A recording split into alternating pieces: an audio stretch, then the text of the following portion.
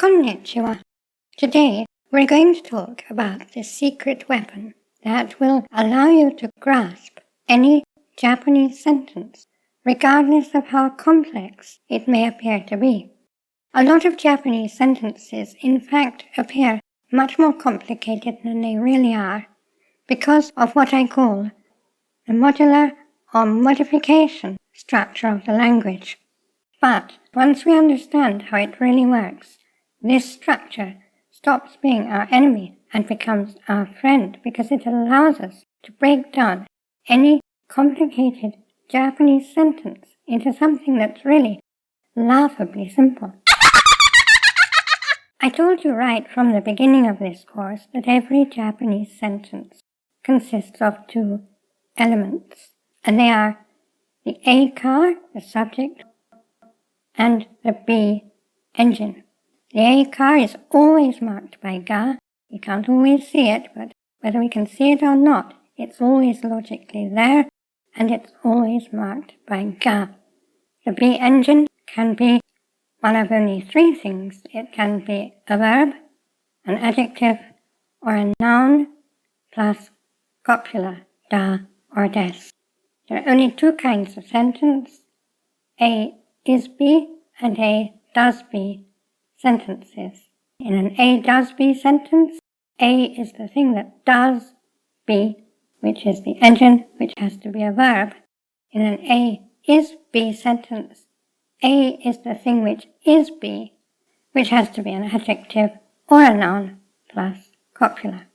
Now, we've seen much more complicated sentences since then, and we've seen how every one of them has this same A and B as its fundamental core. But the important thing we're going to look at today is the fact that A and B are not just the core of the sentence. They are the sentence. Everything else is doing nothing other than telling us something more about A or something more about B. Now, the only other thing that can complicate this at times is the fact that when we say a sentence, what we actually mean is a logical clause. Now, we sometimes use those two terms interchangeably, and we very often can use them interchangeably, but the difference is this. A logical clause is, by definition, a complete sentence. That's to say, we could put a maru or a period at the end of it, and then it's a sentence. It can stand on its own, it's grammatical, it doesn't need anything else. It is a sentence.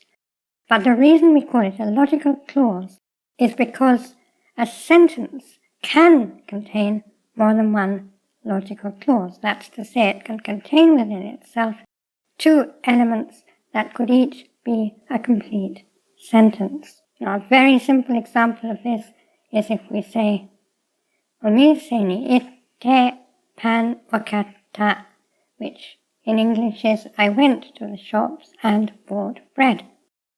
Now, in both English and Japanese, this is two logical clauses made into one compound sentence. And I've talked about compound sentences in another video.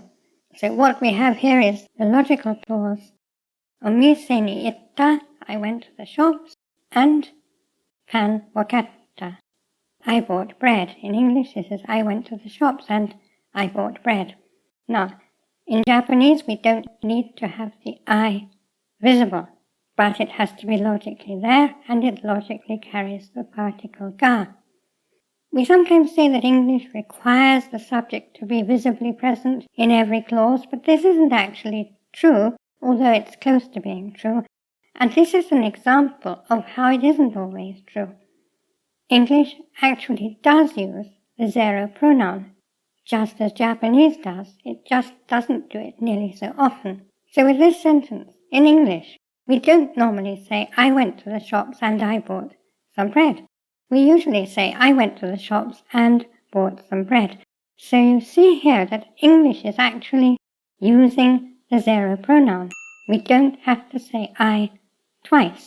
We're allowed to carry it over from context to the second clause of the sentence, just the way Japanese much more freely allows us to do that.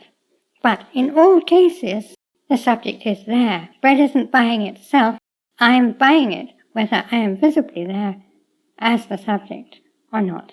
So one skill that we need for understanding a complex sentence is the ability to see where logical clauses end, to see when something is in fact a complete logical clause with its own A car and B engine. And I've done a whole video explaining how to do that, so you may want to watch that video after you see this one. Today we're going to concentrate on the logical clause and the ways in which it can apparently become complicated. Last week we were talking about the concept of modifiers, and we were talking about it in its perhaps simplest and most approachable form, which is noun modifiers. And to understand modifiers, you have to understand word order in Japanese, because Japanese word order is extremely important. As sentences become more complex, you have to understand word order in order to understand what they're doing. So these people who tell you that Japanese has no set word order, or that Japanese is an SOV language, are really leading you up the garden path, because neither of those statements is true, as we discussed last week. So the first law of Japanese word order is that the engine of the sentence, which can be a verb, an adjective, or a noun plus copula, always has to come at the end of the sentence. And the second law, and this is the most important one for our present purposes, is that anything that modifies anything has to come before it. Now last week, the form I put this in was anything that modifies anything has to come before it. That's to say, anything that modifies a noun has to come before that noun. But we can take this further, and that's what we're going to do this week, and we can simply say anything that modifies anything always comes before it. It doesn't have to be a noun. What else could it be? Well, it could be the head verb of the sentence. So let's go back to a somewhat complex sentence that we analyzed last week. Ichiba de katta doresu o megane o kakete iru shoujo ni ageta. I gave the dress I bought at the market to a girl wearing glasses. Now, I colored this in order to show the process of noun modification. In this sentence, we have the A car, which is invisible, it's I, zero ga, and we have the engine, which is agata, and that is the sentence core. I gave. Now, inside the sentence, we have two nouns, and they're both modified by more information. And in both cases, that information is given by taking a logical clause and pulling out one element and putting it at the head of the sentence, at the engine end of the sentence. So we could say, Ichiba de doresu o katta, and then we have the engine at the end, and we're saying, I bought the dress at the market. But we can also pull out any element from that sentence and put it at the end, and that becomes a modified noun. So we can say, as we're saying here, Ichiba de katta doresu, which means the dress I bought at the market. We could also do the same thing with the market. Dresu o katta ichiba, the market at which I bought the dress.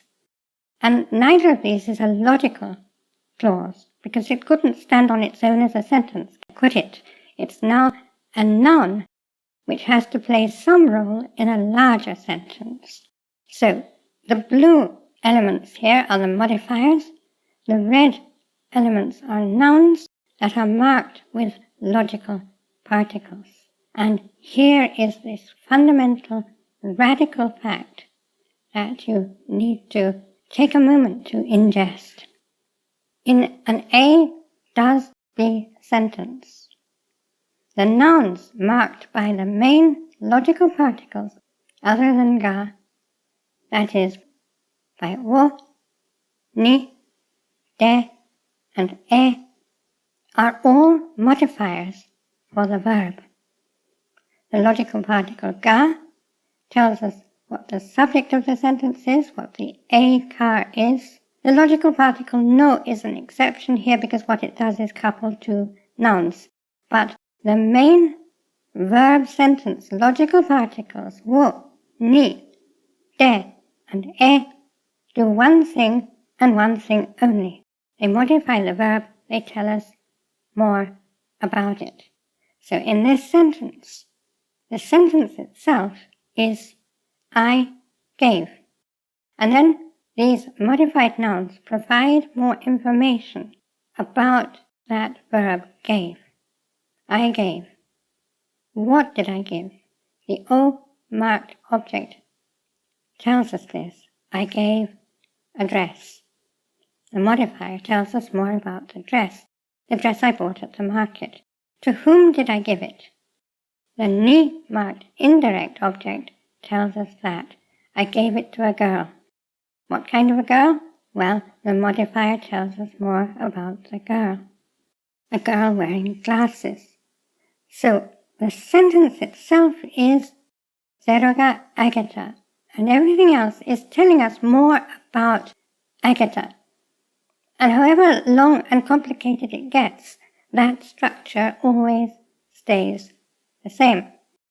We have to identify the engine of the sentence, and that's very easy because the engine of the sentence is invariably at the end of the sentence. It may have a couple of sentence ender particles after it, and I've done a video on that, but the logical end of the sentence is the verb, the adjective, or the noun plus copula. That is the last one in the sentence. So we always know where to find the engine. It's at the end of the sentence.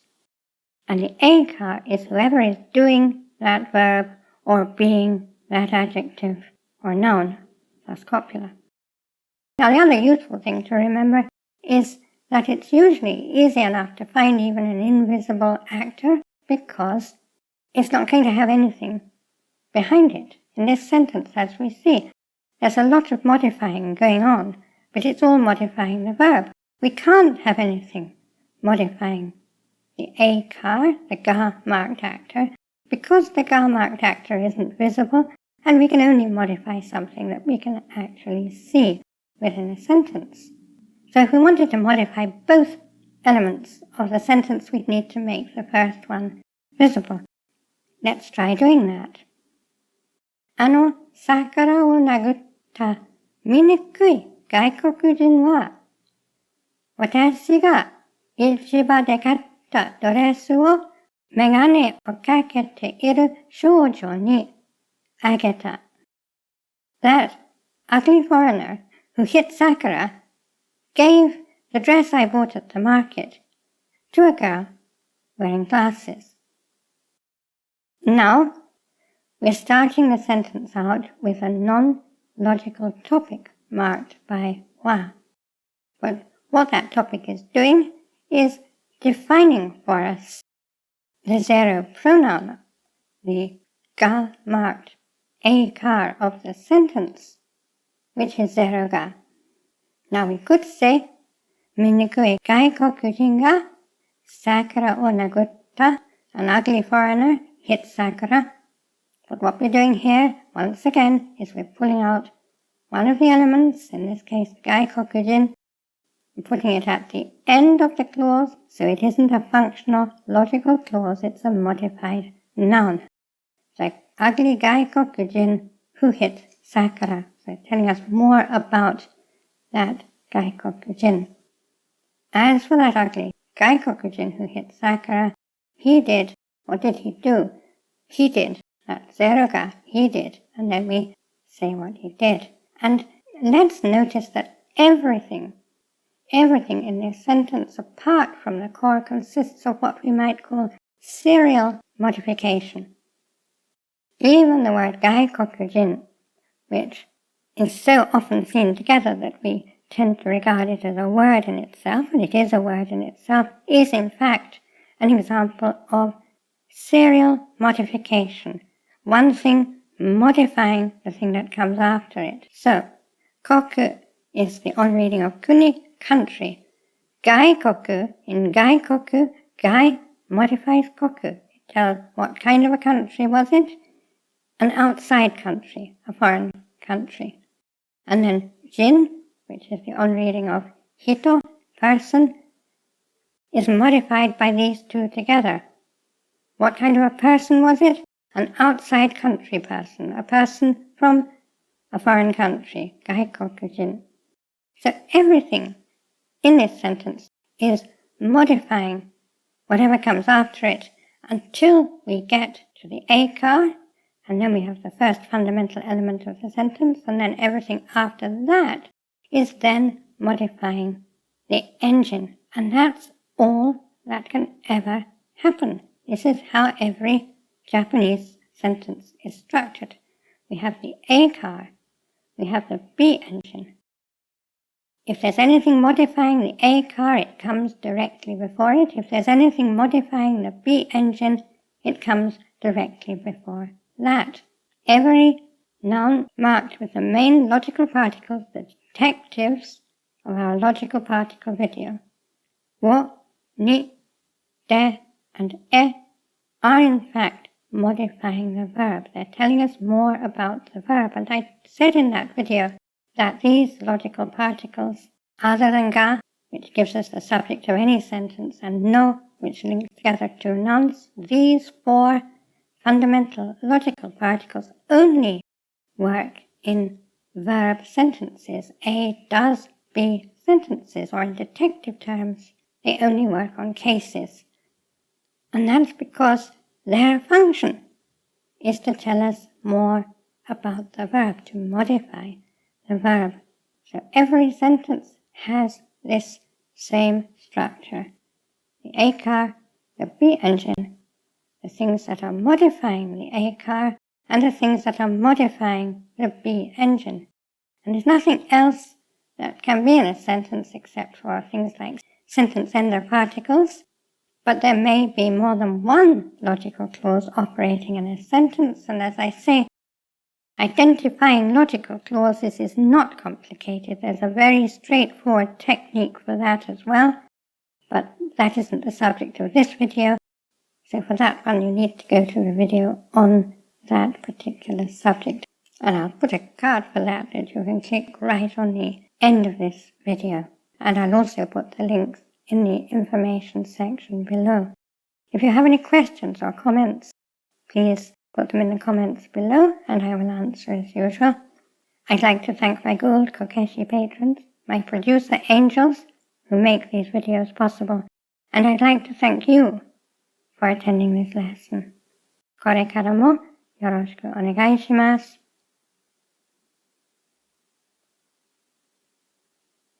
Class dismissed.